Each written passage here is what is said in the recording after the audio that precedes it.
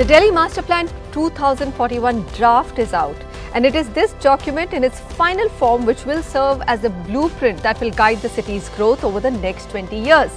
Now, Delhi's population is projected to grow from the current 20 million people today to almost 30 million people by 2041. How will India's capital city, which features as one of the fastest growing mega cities in the world, handle this growth? Will it be successful in ensuring affordable housing, clean air, adequate water, transport and job opportunities for its citizens? The draft Delhi Master Plan released by Delhi Development Authority or DDA has been put up now for citizen feedback, and it outlines that its goal is to foster a sustainable, livable and vibrant Delhi. But does the master plan give us the confidence that these goals will be achieved? Joining me for the answers are Rajiv Talwar, Managing Director at DLF Developers Limited, Dr. Rumi Aizaz, Senior Fellow at Observer Research Foundation, that's ORF, and Dikshu Kukreja, Principal Architect at CP Kukreja Architects. Gentlemen, thank you very much for joining me. Before we get into the discussion, here are the three big goals specified in the master plan. Number one, to become an environmentally sustainable city that provides a healthy environment for its citizens and is adaptable towards addressing impacts of climate change. What does this mean? Housing for all, rental housing, no more unauthorized colonies, controlling air pollution, many more green public spaces, lots more trees, and of course, better quality of water and adequate water. The goal number two, developing a future-ready city that offers good quality, affordable and safe living environment with efficient mobility systems. So, more public transport, green mobility or e-vehicles and less private cars. Remember, Delhi is one of the cities with the largest number of private cars on its roads in India. Goal three, emerge as a dynamic place for economic, creative and cultural development. 30.3% of the population in Delhi is in the age group of 15 to 30 years, making Delhi one of the cities with the highest young population in the world, and all these people will need jobs, so making it an economic hub is a priority. I think right up front, I'm going to say that going through the draft, I could actually visualize a Barcelona or Delhi becoming a world-class city matching the best in the world, because it has been drafted extremely well. But I'm going to start with housing. And Mr. Talwar, you know, I'm looking at everything in the draft plan. More public land to build affordable housing, more rental housing, land pooling, in situ slum redevelopment, stop any more unauthorized colonies from coming up. But what's new? These ideas have been spoken about, attempted before, and some of them not successful. What you said is right. It's a very good document, would make excellent reading anywhere in the world. But then people will have to come to Delhi to see how far it's been implemented. I think basically we've had a city which has been out, the aspirations have been outgrowing the physical content. And for the next 20 years, we need to change that paradigm and allow basic facilities to be provided. If it's housing, then yes, we need a lot more of housing over here. We need to go vertical. And in order to go vertical, we've used an age-old excuse always that how will it impact the environment? Do we have enough resources of water, electricity, or clean air? I think that's something which the basic plan needs to provide for. The government, whether it's in the union government or the state government, with the help of the governments which are covered in the NCR region, that basics like water, electricity, transport, education, health, sewage treatment, air pollution and housing, those need to be set in place. And I think then we can hope for that, yes, this plan will actually come to life in the way it was always imagined. For instance, if you're talking about housing, I think we need to do so much. We need to provide at least 1 to 5 lakh homes of just 300 square feet basis, which is called a 1 BHK. Because with the kind of millennial population coming and the kind of unauthorized colonies or slums that we crop up in this city, we need to have enough to provide housing to everyone as soon as they come.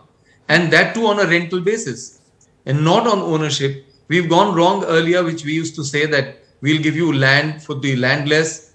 They come back into slums. So I think once we do that, and then a modern city, like you said, okay, you took the name of Barcelona, we can take of any city, that I think we need to do digital. We need to go digital very soon, whether it is payment, whether it is monitoring systems, and therefore the number of people required would be lesser, but for services, the number of people would be greater. And one thing which we need to keep in mind is water recycling. There is a shortage already. The LG is already asking for more water in this city, and we need to recycle water. Unfortunately, we don't do that. The rivers got to be treated like a river and not a drain of the last resort. We need to treat our sewage on land itself, and we don't need to send it to the river. So I think once that is done, then we can get about the much finer issues in this city. We have a large number of women working. We see a large number of women working at all levels, but we need to increase employment for women. There is a manpower challenge, and we need to meet that. Dr. Aizaz, you've looked at master plans, the first 3 master plans. This is the 4th one that we are seeing now for Delhi. My question is that, honestly, I cannot point to a single gap in the master plan. It actually covers everything, if not very deeply, but at least it covers all the challenges that Delhi faces.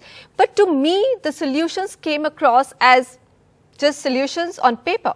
Is that correct? Or do you feel that my reading is wrong? No, your reading is partly correct. I think it's a very concise document. Unlike the previous 3 plans prepared by the DDA, this offers a concise information on each of the urban sectors that have been covered in the plan. So I believe that this is the only way that one can proceed insofar as improvement of our cities are concerned. If you want to do something for the city, in this case, urban planning or improvement of the city through planning, you need to have accurate and concise information on what needs to be done in order to address the various challenges that exist in each of these urban sectors, whether it's housing or transport or mobility or physical and social infrastructure. So I think it is not a below average effort. It is not. I think it's an average effort by the plan preparers. These are policy documents, and you can provide only very limited information in such plans. Okay. Then once it goes into the hands of the implementing agencies, it's their responsibility to break down these plan proposals or policies into action plans and also into projects. So from that point of view, the plan fares well, according to me. All right, fair enough. Like I said at the beginning, it reads fantastically well. And if you imagine all that's been said in that draft plan, you can actually imagine Delhi as a fantastic city going forward or by 2041. Dikshu, look at that one important goal that the plan actually speaks about, to become an environmentally sustainable city that provides a healthy environment for its citizens and is adaptable towards addressing impacts of climate change. Now, here's my question. We all understand climate change is going to be a big problem, but in Delhi, we haven't been able to handle something like the air pollution challenge. So noble, but very lofty goals. How do we reach them? So Manisha, we are talking here about a city, like you said. I want to give a perspective to your viewers here. When we say that this is a master plan of 2041, where we are looking at the population going from 2 crores or 20 million to 30 million, that translates to 5 lakh people increasing in population every single year for the next 20 years. Now imagine that challenge where the city's population will increase by 50% of what Delhi is today. So these are enormous numbers, and we must understand that we are talking about a city where not only has it been not breathable, like you said, but also the danger of running completely out of water, running dry. So from that perspective, I must compliment, like you have said, It's a very comprehensive master plan. It has great ideas. It is quite universal. It covers all kinds of aspects to make it livable. So all those ticks are there. And I compliment for coming up with such a comprehensive document. But where I think a challenge lies, and I hope we can succeed in that, is that there is this multiplicity of authorities when it comes to the execution of the master plan. And that has been a problem even in the past with the 3 master plans. So I hope here, or I would wish that this master plan is implemented by an agency which has this overall umbrella authority over all the different aspects. If it's transportation, it's the Delhi Traffic Police. If it's water, it's Delhi Jal Board, etc., etc., etc. So I would say that it's very important that if we want to see this master plan truly realized in what it spells out there, it should be somewhere where an umbrella organization can be given the single responsibility to make sure it happens. Regarding the environmental aspects, I would certainly say that the master plan is talking about a lot of aspects. As you probably know, it talks about making Delhi green and blue, as in reviving the water bodies, looking after the element of water harvesting, etc., and also increasing the green cover of the city. So these are very good ambitions. I feel this is the step in the right direction. But as far as Delhi's pollution goes and other environmental aspects go, we have to understand there's a lot of urban migration within NCR area. People travel into Delhi and then go off it. They are living in the suburbs. Now we have the rapid rail transport which is coming in, where people all the way from Meerut and Panipat will travel to Delhi daily for work. So these things have to be kept in mind. And I think the pollution aspect which we face, like air pollution you referred to, we have to be careful because it's a regional impact. And we know where these come in seasonal times in Delhi. So unless these are contained, there's only that much Delhi will be able to do, or its master plan. Which I think the master plan very clearly mentions that, you know, the air pollution issue is actually a regional issue and you will have to work in coordination with other states as well. Dr. Aizaz, tell me, what has been our track record of implementing, let's say, the earlier 3 plans? I mean, you know, somewhere we feel that if implementation is the biggest challenge, can you outline for us what were the big gaps? Why did those not get implemented as well as they were documented? Yes, the implementation is indeed a big challenge for the Delhi Development Authority. The plan, as you know, it's a comprehensive document. It covers a wide variety of sectors for improving the quality of life in Delhi, for providing employment opportunities, for creating better public spaces. You know, the number of projects that were prepared by the implementing agencies based on the previous plans, it could run into several hundreds of projects. And you know, when you have such ambitious projects where latest technologies and a lot of investment is required, then you need to have that much amount of funds to be able to implement a project properly. So as you know, as we all know, the implementing agencies are many a times, they are short of funds. They do not have enough funds at their disposal. They are unable to generate sufficient resources from their own sources of funds. And you know, if you look at the current plan or the previous plans, none of the plans have provided a financial plan also, in addition to the physical projects, infrastructure projects. Dr. Aizaz, you've actually said that fantastic plans, but where will the money come to implement all of these plans? Capacity is, of course, the second one. Stay with us. We're going to take this discussion forward. I think one line which really caught my attention in this particular document is that Delhi can actually be the showcase city in India, inspiring policies and projects in towns and cities across the country. So the bar is actually set very high in the draft Master Plan 2041. We come back and carry forward this conversation.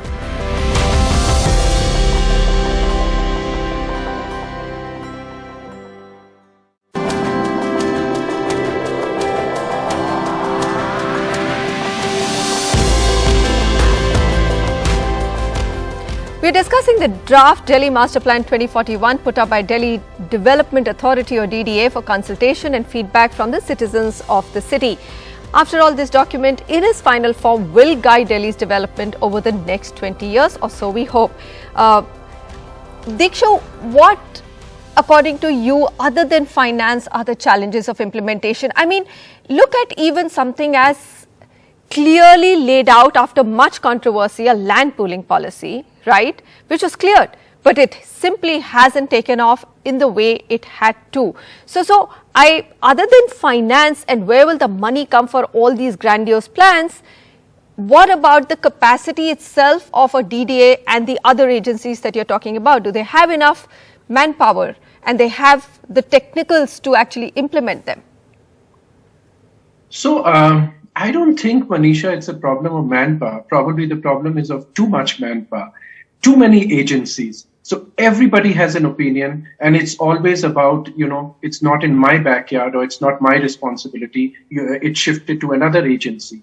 This has been the problem, as you were asking another guest about the problem with the previous implementation of the previous master plans. And this is where I fear that this master plan can have issues in terms of successful implementation. That's why my strong suggestion or recommendation would be that there needs to be, everybody at the end of the day to perform has to be accountable. Now, the moment you make too many people accountable, it falls apart. So for this master plan, my suggestion is that there should be one single agency, like we tried to do in Delhi with UTPEC, where, various agencies came under for the traffic and transportation of Delhi. Now, for this master plan, I would say UTPEC should also be reporting to one single agency, which takes on the responsibility. We are talking about world-class cities. How have other cities across the world become world-class? The kind of organization structure they have had, the mayor literally functions there as the CEO of that city, and then everybody reports to that one single office. I don't think it's difficult. And forget, even states like Singapore have functioned very well in that manner. So there are good examples. We could look at those patterns. And I really truly dream that what you mentioned before the break about Delhi being, the MPD talks about Delhi being a showcase city of India. I would say, why can't we be a showcase city of the world? I mean, I would like to see Delhi as the tourist capital of the world. The kind of heritage we have here, the kind of landscape, the kind of assets we have, cultural and otherwise, I think this could be a place people flock to. Tokyo or Singapore or London or Paris. Why not Why Delhi? not Delhi? I mean, our tourism numbers actually for the culture and heritage that we have, and a large part of it is in Delhi as well. Our tourism numbers are very, very dismal compared to many other countries in the world. But the draft plan again takes care of it. It talks about a vibrant nightlife. It talks about bringing, open public spaces and restoring heritage. Mr. Talwar, is it multiplicity of agencies which has been the biggest drag on implementing any big plans in Delhi? Do you believe the mayor system is a good idea? We've spoken about it many times, but no one really has had the gumption to actually implement something like that or change the power structures. Will DDA even give up 1% of its power? Everyone's hit the nail on the head. There are too many agencies. There's multiplicity of authority. Well, in a place like Delhi, where you do have different municipalities here, you do have a government, a state government, you do have the union government. It's a very challenging task. Therefore, I think what we need to do is to at least have their aims and objectives all clear. I think if we have that clear, it should be what Dikshu was suggesting earlier, an overarching body comprising of everyone and saying, this is our basic goal and we need to work towards that. Okay, gentlemen, let me then ask you, let's end on a more positive note. Rajiv, what is it in this draft master plan that stands out for you? What are the three big hits for you? I think the big number one, that it has a modern mind in its place. It has brought out the problems. I think those problems are the ones which will lead to a solution. Okay. Number two, I think, yes, we've got a huge manpower or the numerical issue about this plan. If you're going to another 30 million citizen city, I think we need to now devise methods in the NCR region that how do we disperse. And I think basic thing is technology. I think one thing which we are ignoring is technology. If you recall, we had a very small respite for a few years only when we changed over from basic fuel to CNG.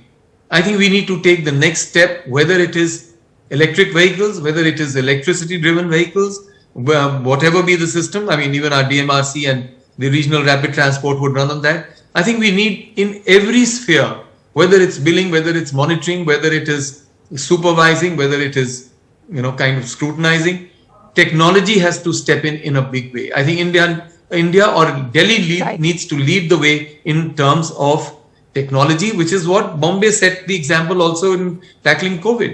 I think we need to do that in a very major way. All right. So finance, maybe the end of multiplicity of agencies. You can't end the multiple agencies involved, but at least have a clear reporting structure and use technology. Gentlemen, thank you very much for joining me.